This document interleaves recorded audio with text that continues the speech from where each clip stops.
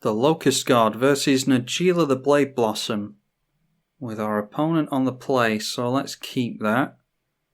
We've got 3 of our 5 colours that we need. I think we just have to start things off with Path of Ancestry. Luckily our opponent is starting things off slowly with a tap land as well, so let's go for Path of Ancestry. And then if we go in for Pelt Collector next turn, we'll get a Scry, because this thing cares about your commander's colour identity and your commander's creature type. And this is Warrior Tribal, of course. Now, is our opponent holding up counter magic is the question. Well, they might be. What is this one? Whenever it attacks, warrior creatures you control gain menace. I think I'd actually... No, we'll go for Pelt Collector here. And we will scry Heroic Intervention onto the bottom. Don't really care about that against eedi-H. We're more bothered about counter spells. Well, it comes down pretty quickly, so let's go for Marsh Flats. And we'll probably get a tap land in with that. Trinket Mage for our opponent, no doubt going for a Sol Ring. Or they might even... Can they get Mana Crypt with this? Yeah, they can get Mana Crypt, so if they go Mana Crypt land and into their Locust God next turn... Well, no, they go for Skull Clamp, so they may already have the ramp in hand. Well, we've got a fistful of black stuff, but we need to get some other colours. Let's just go for white and green, pretty arbitrarily. Actually, we've got a tap land there in Sacred Foundry, so let's go for that. Alright, then it's Gaia's Cradle for some green mana, but we can surprise our opponent with that, so let's go Swamp, and we can try getting down our Najeela. Also get a Scry here. Vampiric Shooter might get us back into the game if Najeela gets bounced, so yeah, let's put that on top. This is a real Glass Cannon commander, so we really want to be... Yeah, we'll swing in with the Pelt Collector here. Yeah, I was just saying there that this is a real Glass Cannon commander, so if we get disrupted at all, it's not really that great for us. They decided not to block the Pelt Collector with the Trinket Mage, so they're probably going to try and block Najeela. That assumes that she is going to swing in next turn, though. It also assumes that we don't have a Bloodshin Rager as well. Now going for Skull Clamp and holding up mana for Myriad Landscape. They may also have some counter magic in hand. Let's go Gaia's Cradle. We'll go Bloodshin Rager. And they tap mana immediately before even bothering to look at what we're casting, so it's amazing how many people do that. They're so eager to get their counter magic on the go. And then I think I'd rather stick the Mardu Strike Leader, so we'll go for Brutal Horde Chief here. And it might be that they just have bounce for our commander. But, well, we'll soon find out what they got here. Nope, just decided to crack the Myriad Landscape, so no counter magic from our opponent. Mardu Woe Reaper. I don't know what that does.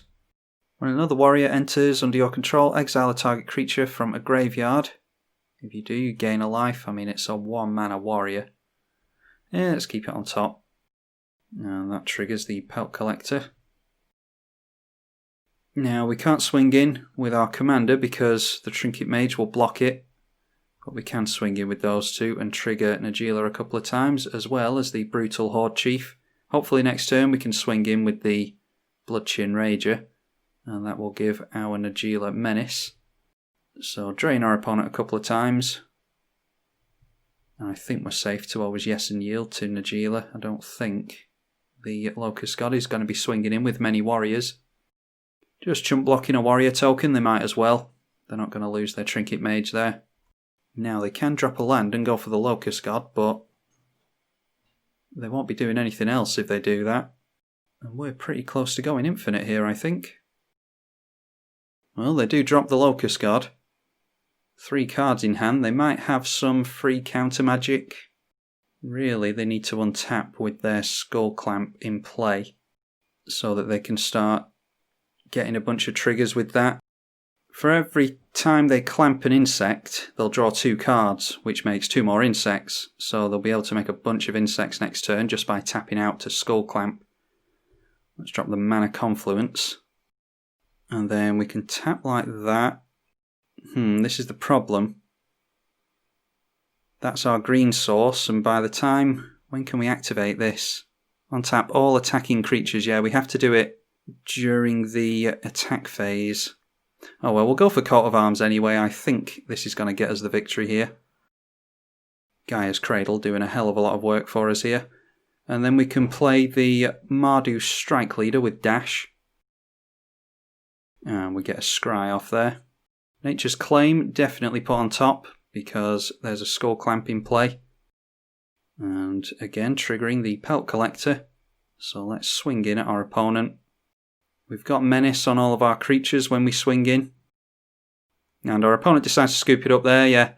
They can only block one of our creatures, probably our Commander, with their 2 creatures. And then it's 10, 19, 28, 38. Yeah, we've got plenty there. And probably would have held up the Vamp Tutor. By the time we draw into Nature's Claim next turn, it's too late. The Skull Clamp has done its damage. But that assumes that we're not swinging in for lethal this turn, which we obviously are. There was no counter magic or disruption there, so it's not really a fair matchup. But like I said, Najeela the Blade Blossom, this version of it for 1 versus 1 is very much a glass cannon. So we just have to try and play around disruption as best we can. But this is exactly what we want to do in the deck.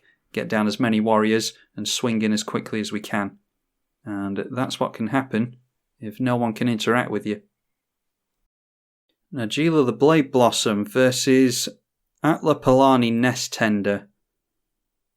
Now, does our opponent get into green mana on turn 1 is the question, because that's what we need if we're going to go for Exotic Orchard into Birds of Paradise.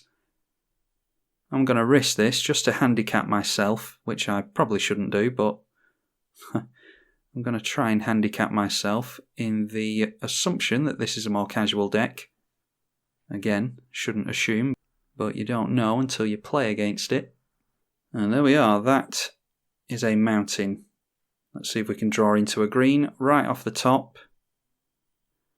Cascading Cataracts is not it.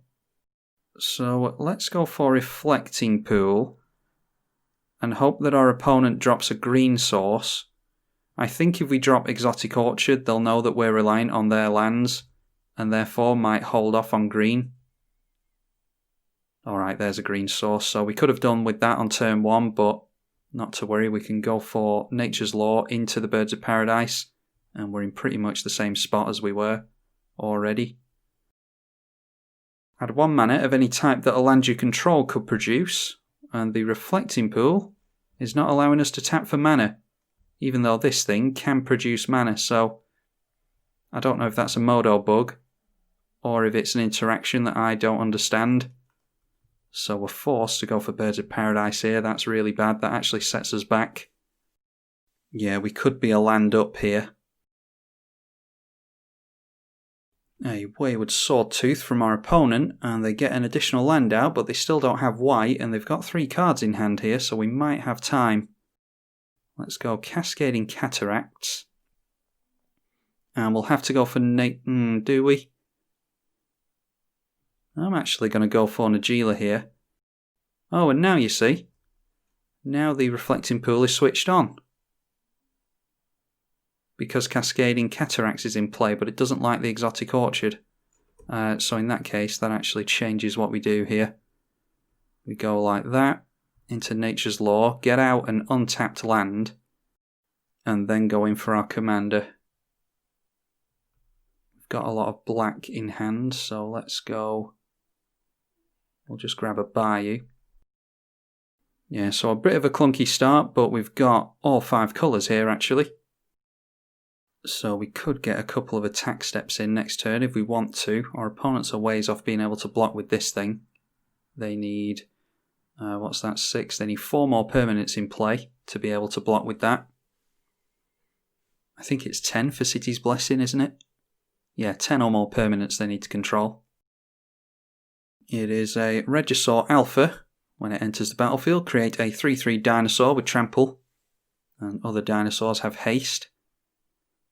So now how many off are they? That's 5, 6, 7, 8. Only 2 more permanents. But they're deciding to hold their dinosaur back. I think we need rid of this thing because it gives dinosaurs haste. So let's go for the Rushblade Commander. And then we'll have to hold up Anguished Unmaking, and we could always go for Reconnaissance to remove... No, we could remove all of our attacking creatures, couldn't we? Yeah, I think we have to try and race here, so let's go white on that. Oh yeah, I've tapped the mana wrong because I didn't plan my turn out properly. Oh well, let's just go for the Reconnaissance. We could have gone for the Mind Blade Render as well, had I not have tapped down the Birds of Paradise. That's what you get for not planning your turns out. Then we swing in with Najeela. I don't think there's many dinosaur warriors, so we'll say yes and yield to Najeela. We can give our opponents warriors if we're not careful. Wait for them to block, and then we'll decide what we want to remove from combat. Alright, and then it's Reconnaissance. We untap and remove that from combat. And we do the same with that thing, and we've just ended up with more warrior tokens here. We do not have Anguished Unmaking held up though, so it's a case of outracing our opponent. Still no white from our opponent though. And now they're dropping down with Flash, something with Enrage. When it's dealt damage, put a plus counter on it. It's 4/4. They could swing in here, but they might want to hold back. And they still can't block an attack with this thing. And we've got a Path to Exile in hand as well. So let's go for the Mind Blade Render. And I think we have to hold up Path to Exile and Anguished Unmaking here, so let's just swing in with everything and rely on Reconnaissance again. And we are going to have some warriors hit our opponent here. So this thing is going to have us draw a card and lose a life. And blocking everything except the tokens, as you would expect. So we'll do the same thing again with Reconnaissance and remove some things from play, or from the red zone. We just draw a card and lose a life, and we have a land for the turn, which is really good. So now we can go for Path to Exile and Anguished Unmaking, that's really good. And then next turn we can go for Najeela's Wooburg ability, and get a couple of attack steps off. So it should be game next turn, I think. Alright, so let's go for giving our opponent a white source. And then we'll Anguished Unmaking on that thing, because it's going to be the biggest creature as soon as they get enough permanents down. Or actually, nah. I don't think they're anywhere close to blocking, especially when we get rid of this thing, so we'll do that instead. And now, I think we're just relying on a couple of combat steps in a row, aren't we? They can only block one creature, so... Or do we want the Mardu Strike Leader in? Well, we'll go for an attack first, I think. Then go for Najeela's ability. And making use of the Cascading Cataracts to go for the Wooburg here. So that untaps all of our creatures. And they gain a bunch of static abilities. And there's an additional combat phase after this one. So they can only block with one creature. Looks as though our opponent's being a good sport and playing it out. We'll definitely save our haste enabler. Oh, and we hit our opponent for lethal with just one combat step. We were going to draw into a Pelt Collector again. And then if we had to swing in again next turn, we would have gotten, well, doubled our warrior count basically. Hit our opponent again and drawn into Lavisa Cold Eyes, which is +2/+2 and haste to our warriors. So that was a pretty convincing win again, but our opponent was mana screwed. I'm just going to use these two games as a means of showing you what you can do with this deck.